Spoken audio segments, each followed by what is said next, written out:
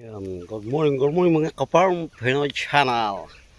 Yan, malaki na tayo na bulaklak ang milansani. Yan, talong. Yan, makapaggawa naman parmigiana. Kaya ito, ang ginagawa namin, ito ang sili na one. Ang ginagawa naman sa olio picante, yung mahalang na oil gagawa. At ito naman ang basilico.